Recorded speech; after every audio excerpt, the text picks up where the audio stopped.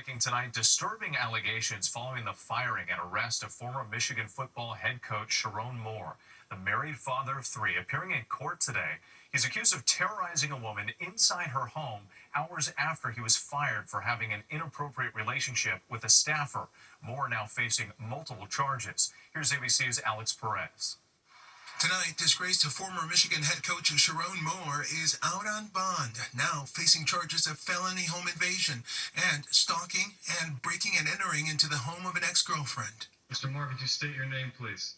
Sharon Moore. This afternoon, the 39-year-old appearing in court via video, the prosecutor telling the judge the alleged victim broke up with Moore, but he allegedly kept calling and texting her. Eventually, she presented herself to the University of Michigan, cooperated in some form of investigation there. The married father of three fired by the University of Michigan on Wednesday with cause effective immediately after the school says he had an inappropriate relationship with a staff member, saying UM maintains zero tolerance for such behavior. Then later Wednesday, according to authorities, Moore went to the woman's home, allegedly entered through an unlocked door without permission and engaged in a verbal argument with the victim that escalated. Barged his way into that apartment, immediately then proceeded to a kitchen drawer, grabbed several butter knives and a pair of kitchen scissors, and began to threaten his own life.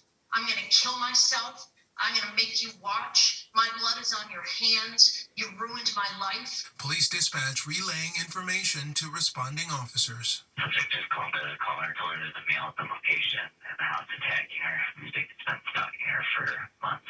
Today, a judge ordering Moore to have no contact with the alleged victim and wear a GPS monitor. Moore was in the second year of a 5-year contract, making about $6 million a year. Do you know where he's going to be able to stay after this? Is he going to be able to go home? I'm just going to not answer that question, but he'll be in the community. And Whitmore has not yet entered a plea. He's due back in court January 22nd. University of Michigan football now left to regroup with an interim coach as they prepare to take on Texas at the Citrus Bowl New Year's Eve. Whit. All right, Alex Perez for us tonight. We appreciate it. Now to the extreme weather from coast to coast. Life-threatening cold from the Dakotas to the Northeast. Wind chills plunging well below zero. Up to 4 inches of snow on the way from Washington, D.C. to Philadelphia to New York. And the flood emergency unfolding in the Pacific Northwest. Record floods forcing an entire town to evacuate. ABC's Trevor O on the scene in Washington State. Tonight in Washington State, historic flooding forcing the entire city of Burlington to evacuate. Water from the fast-moving Skagit River rushing in. More than 9,000 people told to flee their homes before sunrise. Look at the flooding in this neighborhood in Burlington. They told the entire town at 6 this morning to evacuate immediately. The National Guard was going door to door. First responders rescuing people from vehicles stranded in the water. We're seeing historic flooding here. There's been historic flooding to the south. Monica Mendez says her son woke up to the sound of water coming in. I've been here more than 15 years and never seen anything like it. And I'm just in shock, like trying to process everything. Stunning new video showing a home getting swept away in floodwaters in Deming, Washington. This Coast Guard crew swooping in by helicopter in Sumas, Washington. 2 choppers hoisting 4 people in all who fled to the attic of that flooded home, the water rising up to the roof. And tonight in the Northeast, major cities along the I-95 corridor bracing for the first accumulating snow of the season. So looking at Philadelphia, the forecast, we are going with 2 to 4 inches. And with back here in Washington, Snoqualmie Falls is roaring tonight, and the people in the state are not yet out of the woods. There is more rain in the forecast in the coming days, bringing potentially more flooding and landslides. With quite a scene, Trevor, thanks. Let's get right to meteorologist Jeff Smith from our New York station WABC. And Jeff, more dangerous weather on the way. Yeah, we'll have one dry day tomorrow where these rivers that are in major flood stage will recede a little bit, but unfortunately that atmospheric river pattern with tremendous amounts of moisture reestablished itself as we head into next week. Several rounds of major rain and snow, so the flood threat not over in the Pacific Northwest. That threat of accumulating snow along the I-95 corridor for later on tomorrow night into early Sunday. That's a clipper system heading out of the Midwest. We have winter weather advisories from Philly to New York City, 1 to 4 inches of snow in general expected there, upwards of a half a foot over parts of the Ohio Ohio Valley, and the cold behind it will be brutal, even dangerous. We have cold weather advisories from the Twin Cities to Chicago to Indianapolis. Wind chills down to 30 below zero. We'll brace for that. Jeff Smith, thanks so much. Next tonight, a new lawsuit is hoping to block construction of President Trump's $300 million White House ballroom, the massive project going up where the East Wing once stood without review or approval. ABC's Rachel Scott at the White House. And Rachel, what more are you learning tonight? Well, this is the most significant effort yet to try to stop construction of that $300 million ballroom here at the White House. A group of preservationists now suing the White House. In their lawsuit, they insist no president is legally allowed to tear down portions of the White House without any review whatsoever, adding no president is legally allowed to construct a ballroom on public property without giving the public the opportunity to weigh in. The president moving forward with the demolition of the East Wing without going through the traditional or proper approval process. In a statement tonight, the White House insists that the president has the full legal authority to modernize and renovate the East Wing. A hearing is now set for next week, Whit. All right, Rachel, thank you for that. We move on now to an ABC News investigation. Authorities say drones are now being used to breach prison security across the U.S., flying over walls and fences to deliver contraband to inmates, everything from cigarettes to cell phones. And those phones now being used to scam women throughout the country. Here's ABC's Matt Rivers.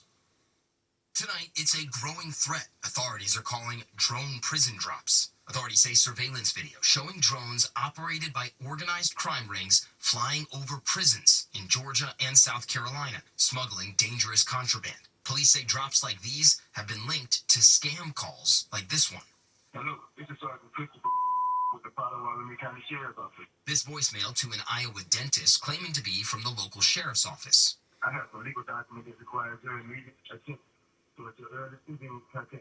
But investigators say the person behind that voicemail is actually an inmate more than 1,000 miles away in Georgia. The inmate using phones delivered by drones to target women in healthcare across the U.S., according to court records obtained by ABC. This was a very well-planned scheme. They were able to research people, find out about them, so they knew who to scam, who had money. Police say the inmate then working with associates outside of prison to collect money from unsuspecting victims. In Georgia alone, 71 drone incidents last month alone, the most ever, a growing nationwide threat, say experts. And just this week in South Carolina, prison officials say they intercepted this steak and crab feast, along with cigarettes and marijuana delivered to inmates by drone. When officials are asking Congress to support a pending bill that would allow these drones to legally be brought down. Right now, prison officials do not have that authority due to FAA restrictions. Matt Rivers, our thanks to you tonight. When we come back, sparks go flying during a terrifying landing, the dramatic new video, and what investigators are revealing about the plane tonight. Plus, a tourist stabbed multiple times while changing her baby at a Macy's in the heart of New York. What we've learned. And Taylor Swift takes us behind the scenes of the Eras Tour on Disney+. We've got a peek at the concert film and docuseries. Next tonight, sparks and flames shooting from a cargo plane during a tense emergency landing in Colombia. Authorities are reviewing this video here showing the flight touching down, its left wing scraping the asphalt, creating that stream of sparks along the runway. Investigators say the pilots turned around shortly after takeoff when they found an issue with the landing gear. There were no injuries. A mother stabbed in the back while changing her baby at a Macy's in Midtown Manhattan in a seemingly unprovoked attack, according to authorities. Police say the woman, a tourist from California, was attacked by another woman inside a restroom on Thursday. The woman's husband reportedly disarmed the suspect and held her down until police arrived. The mother is in stable condition. Her baby girl was unharmed. The suspect, Kerry Ahern, now charged with attempted murder. When we come back, King Charles with a stunning health revelation, what he's now sharing about his cancer treatment. To the Index now, King Charles sharing a new milestone in his cancer battle. The king revealing he will soon be able to scale back his cancer treatments. The remarks came in a message highlighting the benefits of early detection in support of the charity Stand Up to Cancer. Thanks to early diagnosis, effective intervention, and adherence to doctors' orders, my own schedule of cancer treatment can be reduced in the new year. He announced his cancer diagnosis back in February, but did not share what kind. Well, the Powerball jackpot now at $1 billion. The cash option, $458 million. The The jackpot soaring after 41 rounds without a big winner. Good luck. When we come back, Taylor Swift gives fans a peek behind the curtain of the Eras Tour, her candid and emotional moments in 2 new projects on Disney+. Tonight, 8/7 Central. This is the biggest challenge any of us have ever done. Don't miss an ABC sneak peek of the Disney Plus docuseries, The End of an Era. A special ABC preview tonight, 8/7 Central, and stream it all on Disney Plus. Finally tonight, Taylor Swift with a closer look at her record-breaking Eras Tour in 2 new projects on Disney+. Tonight, Taylor Swift as you've never seen her. A new raw and revealing docuseries exclusively on Disney+, part of ABC's parent company, taking viewers behind the scenes of Taylor Swift's record-breaking, history-making Eras Tour. We have done something that no one has ever done. We have performed for over 10 million people in person. Kansas City, welcome to the Eras Tour. The highest grossing tour ever across 5 continents.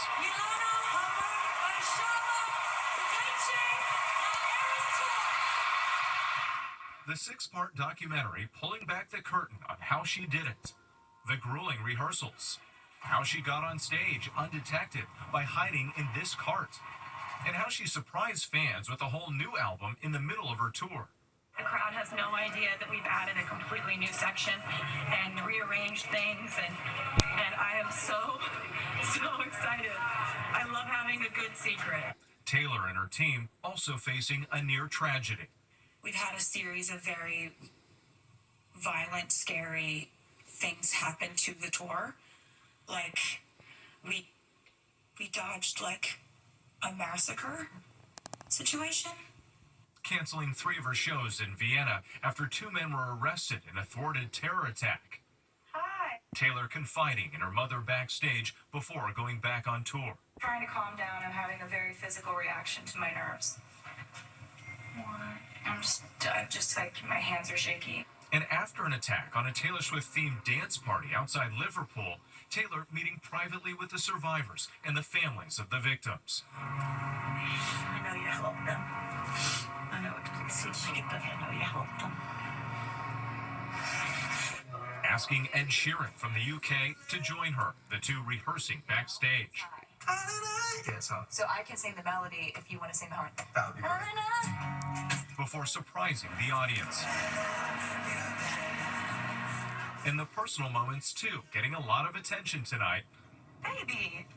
Taylor's budding romance with fiancé, NFL football star Travis Kelce. It's basically the same job. I got songs to remember, you got plays to remember. You got teammates, I got teammates. You Coach Reed, I've got my mom.